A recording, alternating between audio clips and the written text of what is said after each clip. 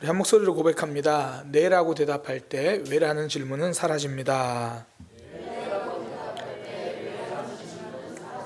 한 번 더 고백하겠습니다. 네라고 대답할 때 왜라는 질문은 사라집니다.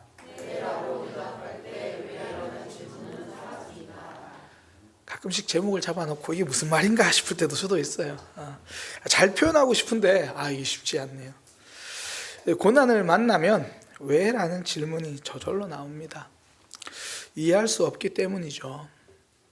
이해할 수 있는 것은 우리도 고난이라고 말하지 않습니다. 추운 겨울에 반팔 입고 하루 종일 돌아다니다가 감기 걸렸다, 이걸 고난이라고 말하지 않습니다. 납득이 되잖아요. 근데 이해가 안 되면 몸도 힘들고 마음도 힘듭니다. 근데 더 답답한 건 왜라는 질문에는 그 어떤 대답도 대답이 안 된다는 거예요. 지난번에 송명희 시인 이야기를 주일에 해드렸잖아요. 그 상황에서 누가 그 어떤 답을 그 시인에게 해준다고 한들 답이 되었을까요? 왜라는 말은 어떻게 보면 아픔에 대한 신음이지 질문은 아닙니다. 그래서 하나님도 왜라는 질문에는 잘 대답하지 않으십니다. 어떤 정답을 이야기한다고 해서 그 정답이 내 답이 되는 건 아니기 때문이거든요. 오늘 본문에도 이 왜라는 질문을 가지고 평생을 살아온 사람이 나오죠. 태어날 때부터 앞을 보지 못했습니다. 그러면 질문이 생길 수밖에 없죠. 나는 왜 이럴까? 왜 나에게 이런 아픔이 왔나? 사실 우리는 날 때부터 보지 못한 게 아니라 삶에서 조금만 앞이 캄캄하고 앞길이 안 보이고 내년 어떡하지, 내일 어떡하지, 10년 후 어떡하지, 그 생각만 들어도 사실 왜라는 질문이 저절로 나와요.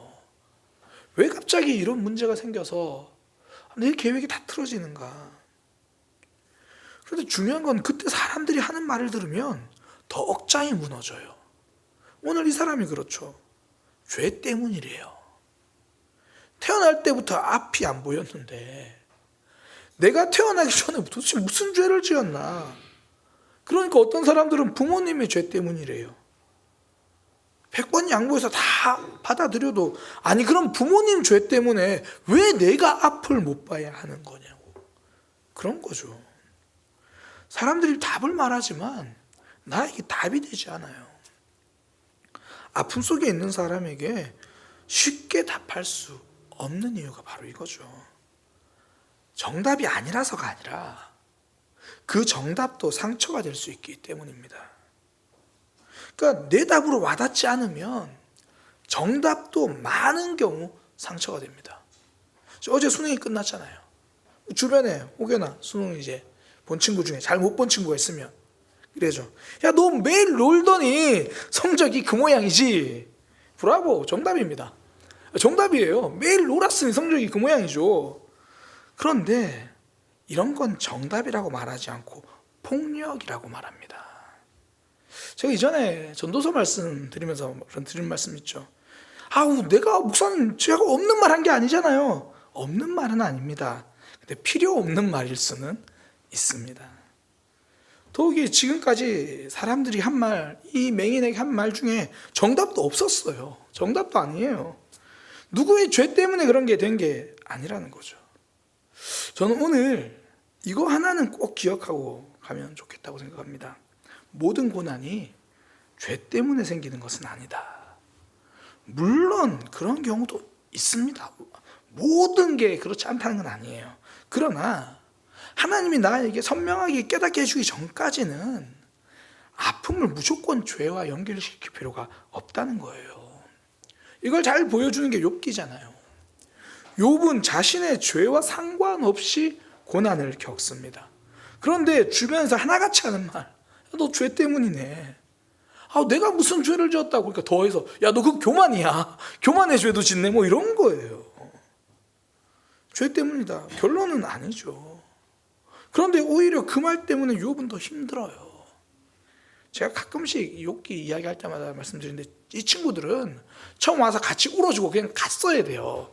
그럼 우리도 성경도 짧고 얼마나 좋아요. 그 후로 계속 지금 그 친구들이랑 이야기하는 거. 그냥 같이 울어주고 딱 가면 돼요. 모든 고난이 죄 때문에 찾아온 건 아닙니다. 어떤 문제와 아픔이 생겼다고 해서 너무 범인 찾아다니지 않으셔도 됩니다. 나에게서 찾거나 남에게서 찾거나. 예수님도 죄 때문에 그런 게 아니라고 말씀하십니다.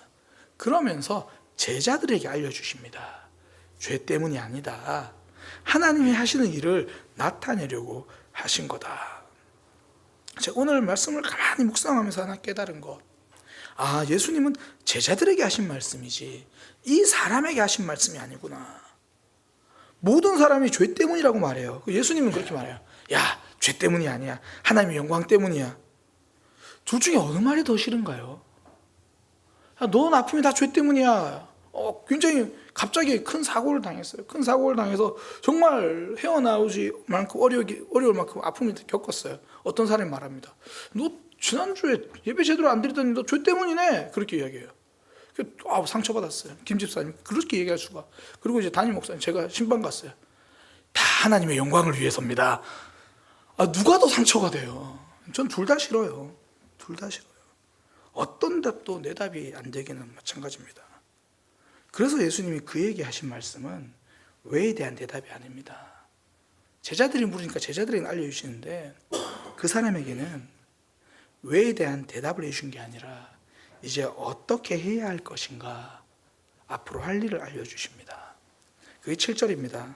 이르시되 실로암 못에 가서 씻으라 하시니 그 사람의 왜라는 질문에는 대답하지 않으십니다. 대신 그가 해야 할 일을 말씀하십니다.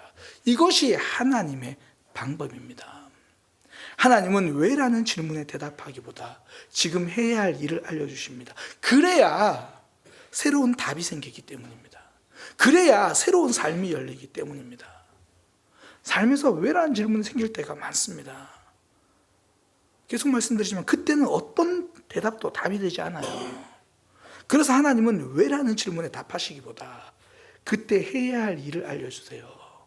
그래야 새로운 답을 찾게 되고 새로운 삶이 시작되는 겁니다. 우리 삶에서 왜라는 질문이 생길 때가 있습니다. 어쩌면 지금 그 질문 가지고 이 자리에 오신 분들도 있겠죠. 그때 답을 찾느라 방황하기보다 하나님이 알려주시는 그 길로 걸어가서 새로운 삶을 시작하게 되기를 소망합니다. 새로운 답을 발견하기를, 그 왜라는 질문에 대한 답이 아니라 지금 내가 무엇을 해야 할지 거기에 대한 새로운 답을 발견하는 인생이 되기를 소망합니다. 그때 하나님께서 우리에게 하시는 말씀, 우리가 가야 할 곳을 말씀하십니다. 우리가 가야 할 곳, 하나님이 보내시는 곳입니다. 오늘 본문에서 하나님이 알려주시는 길, 예수님은요 그에게 눈에 진흙을 바르십니다. 저는 어릴 때 이 성경 읽을 때 왜 더럽게 침을 발라가지고 그렇게 하시나. 이게 침의 목적이 아니고요, 진흙을 만들어서 눈에 붙이셨다는 거예요. 신학자들이 이렇게 말하더라고요. 이건 창조다. 흙으로 사람을 빚으신 그 하나님처럼 지금 하나님의 아들이시고 곧 하나님이신 예수님이 이 사람의 인생을 새롭게 창조하시는 거다. 그렇게 진흙을 바르시고 하시는 말씀, 실로암으로 가서 씻으라. 그런데 그 실로암 못의 뜻까지 성경이 친절하게 말해주죠. 보냄을 받았다. 예수님이 하나님의 보내심을 받은 사람이기도 하고, 그리고 예수님이 지금 이 사람을 그곳으로 보내십니다. 새 창조는 보내시는 곳으로 갈 때 경험합니다. 왜라는 질문이 무서운 이유, 우리를 멈추게 만들잖아요. 그 질문의 함정에 빠지면 내 삶이 안 보여요. 옆에서 도와주는 사람도 안 보이고 지금 내가 해야 할 일도 안 보이고. 그래서 그때는 왜라는 질문이 아니라 하나님이 나를 보내시는 곳, 그러면 지금 나를 어디로 보내시는가, 그곳으로 갈 때 그때 길이 열립니다. 이 사람은 그렇게 실로암으로 갑니다. 그리고 씻고 나서 밝은 눈으로 왔다고 말합니다. 캄캄한 삶으로 갔습니다. 그런데 하나님이 그곳으로 보내신 거니, 하나님이 보내신 곳으로 갔더니 캄캄한 눈으로 갔다가 돌아올 땐 밝은 눈으로 옵니다. 흔히 세상에서도 문제에만 매몰되지 말고 한 발 물러서서 생각하라, 그렇게 말하잖아요. 근데 그게 잘 안 돼요. 그 자리에 있으면 늘 같은 생각밖에 안 나오죠. 그래서 중요한 게 그 자리를 떠나는 거예요. 한 발 물러서는 것, 그 자리를 일단 자리부터 옮기는 거죠. 예수님이 보내시는 자리. 디즈니에서 만든 애니메이션 중에 엘리멘탈이라는 영화, 그 영화에 보면 이런 모습이 잘 나타납니다. 그 영화를 이제 좀 나온 지 오래됐으니까 결론도 말씀드릴 거예요. 그 영화를 보면 가장 중요한 사건은 떠남으로 시작하고요, 떠남으로 완성됩니다. 이 영화 내용은 이 불, 물, 공기, 흙 이렇게 네 가지 원소가 사람이 되어서 이제 사람 모양으로 막 모여서 살아요. 불도 사람이고 물도 사람이고, 나중에 불과 물이 결혼합니다. 영화 결론 다 말씀드리라 그랬어요. 공기도 사람이고 흙도 사람이에요. 이야기의 시작은 주인공의 아버지가 살던 곳을 떠나오면서 시작돼요.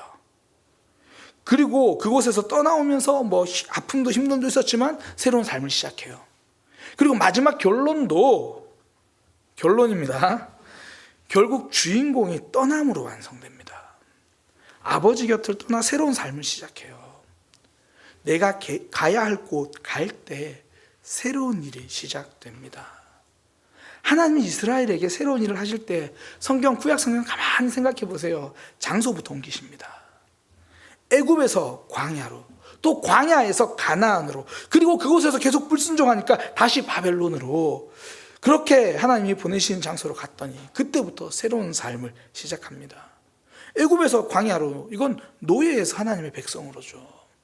광야에서 가나안으로는 약속에서 성취입니다. 우리의 삶으로 이야기하면 기도하는 삶에서 응답받는 삶으로 옮겨주시는 거죠. 가나안에서 바벨론으로, 이건 죄의 자리에서 이제 회개의 자리로 가라는 거죠. 그 바벨론에서 다시 이스라엘로, 아픔의 자리에서 이제 회복의 자리로 가게 하시는 거죠. 우리도 동일합니다. 코로나가 우리에게 현장 예배의 소중함을 알게 해주었잖아요. 코로나가 없었으면 아마 마음 한켠에 어디서든 예배할 수 있지 않을까라는 마음들 있을 거예요. 근데 왜 굳이 나와서 예배하는가? 그런데 우리가 코로나 때문에 깨닫는 거, 일상의 자리를 떠나야 마음이 새로워지는구나. 씻고 옷 갈아입고 화장하고 그렇게 준비하는 시간이 그냥 마지못해 외출을 위해서 외모를 다듬는 시간인 줄 알았는데, 알고 보니 그렇게 마음까지 다듬는 시간이었잖아요. 벌써 기억을 안 나시나 본데, 온라인 예배 드린 지 3주 만에 다들 5분 전에 이불 속에서 나오신 분들 많다는 이야기를 우리는 스스로에게 다 알고 있습니다. 처음에는 다 준비하고 옷 입고 예배상 다 준비하고 딱 했는데 3주 후에 이제 5분 후에 이렇게 나와가지고 TV 켜져 있는지 보고 이렇게 간신히 잠옷 갈아입거나 갈아입으려다가 포기하거나, 그렇게 집에서 교회 나오는 것, 그 장소의 옮김인 줄 알았는데 장소와 함께 마음도 하나님 앞으로 인도되더라는 거죠. 이 자리, 이 시간도 그렇습니다. 어디에서나 계신 하나님, 어디서든 기도해도 됩니다. 그러나 이곳에 나와 기도할 때 하나님 앞에 내 마음을 모으고 하나님께 나를 집중시키죠. 하나님이 보내신 자리, 하나님이 부르시는 자리, 그 자리가 곧 실로함이고 그 자리가 곧 새로운 출발의 자리입니다. 그럼 예수님은 이 사람을 어디로 보내셨는가? 우리가 가야 할 길, 내 삶에 왜라는 질문이 생길 때, 그럼 목사님 저는 어디로 가야 합니까? 오늘 본문에서 크게 볼 수 있는 거 두 장소죠. 먼저는 하나님을 만나는 자리고 두 번째는 사람을 만나는 자리입니다. 다르게 말하면 하나님이 나를 만지시는 회복의 자리고, 두 번째는 내가 만난 하나님을 드러낼 수 있는 사명의 자리입니다. 단순하게 말하면 예배의 자리고 섬김의 자리입니다. 예수님은 이 사람의 왜라는 질문에 답하지 않으십니다. 대신 회복할 수 있는 자리로 보내십니다. 실로암으로 가라. 거기서 회복된다. 두 번째, 그렇게 거기서 회복되고 오늘 끝나지 않죠. 그 사람을 통해서 많은 사람들이 하나님을 알게 돼요. 이게 성경에서 말하는 대원칙입니다. 둘 중 하나만 무너져도 신앙은 병들기 시작해요. 예배만 있고 섬김이 없으면 믿음이 자라지 않습니다. 섬김만 있고 예배가 무너지면 모든 섬김이 갈등만 생깁니다. 내 삶에 질문이 생겼을 때 성도는 그 질문과 씨름하기보다 예배의 자리를 찾는 거죠. 아침마다 이제 하루를 여는 기도, 뭐 새벽 말씀 이렇게 뭐 받으시잖아요. 새벽 말씀과 기도문. 그걸 또 다른 분들에게 전달하시는 분들이 있다는 걸 압니다. 그래서 제가 하루를 여는 기도는 맞춤법 검사를 다 해서 보내요. 맞춤법 검사를 다 해가지고 그렇게 보냅니다. 저도 역시 이제 그걸 다른 이들에게 전달을 해요. 뭐 때로는 안식월에 만난 분들, 혹은 뭐 만남이 믿음의 교제로까지 이어진 분들에게 그 기도문을 보냅니다. 지난 주간에 한 분이 갑자기 답장이 왔어요. 뭐 우리 교회 분은 아니고 이제 믿음의 교제를 하는 분 중에, 목사님, 바쁜 일상에서 무엇보다 놓치지 말아야 할 말씀과 기도를 잊을 때가 있습니다. 기도문을 통해서 저에게 매일 말씀하시고 저와 교제하기를 원하시는 하나님의 사랑을 봅니다. 그러면서 뜬금없이 이제 카카오톡으로 커피 선물을 보내시더라고요. 어쩌면 매일 스팸 메시지처럼 오는 그런 기도문이었을 거예요. 아무 이유, 그날 어느 날 아무 이유 없이 읽었을 수도 있고, 어쩌면 삶의 아픔과 문제 때문에 읽었을 수도 있겠죠. 나는 문제 때문에 읽었는데 사실 그 문제에 대한 답은 그 기도문에 없어요. 대신 하나님 앞으로 나오라는 이야기가 있죠. 하나님 붙들라는 거고, 하나님 바라보라는 거고, 결국 내 삶의 예배를 회복하라는 거죠. 그런데 그게 새로운 시작을 만듭니다. 하나님이 나를 만지시는 그 자리에 우리가 서고, 그때 하나님 우리를 회복시키시는 거죠. 레위기를 보면 제일 먼저 제사법이 남아요. 어떻게 살아야 하는지보다 하나님과의 관계를 먼저 세우라는 겁니다. 하나님께 온전히 드리는 삶, 죄로 인해서 넘어졌으면 다시 회복될 수 있는 삶, 내 마음의 욕심 때문에 내가 물건으로 범죄했으면 다시 하나님께 나아갈 수 있는 것, 하나님께 감사하고 서원하고 하나님과 관계를 더 깊게 하기 위해서 그렇게 또 화목제를 드리는 것, 먼저 하나님과 만나는 자리, 그 자리가 하나님께서 우리를 보내신 자리입니다. 하나님은 우리를 일로 부르시기 전에 먼저 관계로 부르십니다. 사도 바울에게 예수님이 찾아오셔가지고요, 분명히 이방의 사도로 쓰시겠다고 말씀하십니다. 사명을 먼저 주신 것 같아요. 그런데 이후로 바울은 사역 전에 10년간 하나님과 1대1의 시간을 갖습니다. 예배의 시간이죠. 우리 인생 왜라는 질문이 생길 때 하나님이 나를 만지시는 자리, 그 예배의 자리로 먼저 걸어가는 믿음의 삶 되기를 소망합니다. 삶이 정말 무거울 때가 있어요. 예배 자체도 짐이 될 때가 있습니다. 그러나 하나님 앞자리에 서면 그 짐이 내 삶의 힘으로 바뀌게 될 겁니다. 왜라는 질문이 생길 때 하나님이 예배 자리로 부르실 때 네 하고 대답하면 왜라는 질문에 대한 답은 몰라도 새롭게 일어설 힘이 되는 거죠. 두 번째는 섬김입니다. 오늘 본문에 보면 실로암 자리, 내가 회복된 자리로 갔어요. 그리고 오면서 이제 많은 사람들을 만나는데 사람들이 놀라는 거예요. 이웃 사람들이 하는 말, 저 사람 전에 눈앞에 안 보이고 거리나던 그 사람, 구걸하던 그 사람 아니야? 그러니까 사람들이 눈 뜬 게 믿기지 않아서 에이 아닐 걸, 닮은 사람이겠지, 뭐 그런 이야기를 해요. 그러면서 그들이 묻습니다. 도대체 너의 눈은 어떻게 떠졌느냐? 네 삶은 어떻게 회복됐느냐? 야, 너 어떻게 그렇게 달라졌느냐? 대답하되 예수라 하는 그분이 나를 새롭게 창조하셨습니다. 예수라고 하는 그분이 나로 하여금 보게 만들어 주셨습니다. 하나님이 나를 만지시는 자리, 그 다음 내가 사람을 만날 수 있는 자리, 내가 섬길 수 있는 자리가 나를 살리는 자리입니다. 우리 주어진 성격, 주어진 은사에 따라 다양하겠죠. 들어주는 것도, 기도하는 것도 모든 사람이 같을 수는 없습니다. 그러나 분명한 것은 나를 통해 누군가는 예수님에 대해서 알게 되는 그 자리, 하나님 우리를 그 자리로 보내십니다. 그래서 성도는요, 내 약점이 하나님과의 접촉점이 되는 거예요. 이 사람은 지금 내 아픔을 통해서 결국 하나님을 드러냅니다. 이 사람은 내 아픔을 통해서 결국 그 보내시는 자리에서 다른 영혼을 살리는 사람이 됩니다. 저도 목회하다 보면 어떨 때는 지칠 때가 있습니다. 그래도 이게 지칠 때가 있어도 목사의 가장 장점이 뭐냐면 아무리 지쳐도 설교 준비는 해야 된다는 거고요. 아무리 지쳐도 훈련 학교는 해야 되고, 아무리 지쳐도 만나야 할 사람들은 만나야 돼요. 어쩌면 내게 주어진 일이니까 그래도 주어진 일 대충대충 할 수는 없지. 물론 보시기엔 대충대충 하는 것처럼 보일 수 있지만 그렇지 않습니다. 그렇게 사람 만나서 하나님에 대해서 이야기하고, 훈련학교 앞에 준비하면서 그 말씀 앞에 서고, 설교 말씀 준비하면서 하나님이 또 이렇게 말씀하시네, 좀 부담스럽지만 받아들이기도 하고, 그렇게 살리는 자리에 섰더니 제가 먼저 살아나더라는 거예요. 돌아보면 그때 받은 은혜로 새로운 시작을 늘 하더라는 거예요. 너를 살림이 나를 살림입니다. 그래서 왜라는 질문 때문에 자꾸 우리를 사단은 주저앉히려고 할 때, 그때 예배의 자리, 그리고 그럼에도 불구하고 자꾸 왜라는 문제가 나를 힘들게 하면 이제 일어서서 나도 누군가를 살릴 수 있는 자리, 그 자리로 걸어갈 수 있는 믿음의 삶이 되기를 소망합니다. 우리는 왜라고 질문할 때 예수님은 오히려 우리를 보내십니다. 하나님이 너를 만지시는 자리로 가라.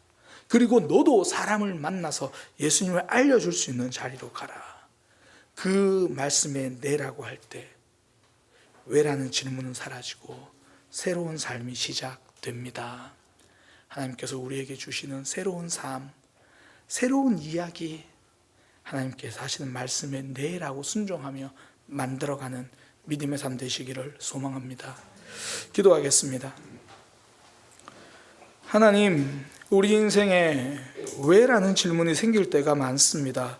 왜 지금 이런 아픔이, 왜 지금 이런 문제가, 왜 아직도 응답하시지 않으시는지, 그런 여러 문제로 주님 앞에 들고 나올 때 하나님 항상 우리에게 예배부터 회복하라고 말씀하십니다. 그리고 우리에게 너에게 주는 사명의 자리를 기억하라고 말씀하십니다. 그때 네라고 대답할 수 있는 용기가 있게 하여 주옵소서. 하나님이 보내시는 자리, 그 자리로 걸어갈 수 있는 믿음의 삶 되게 하여 주옵소서. 예수님의 이름으로 기도드립니다. 아멘.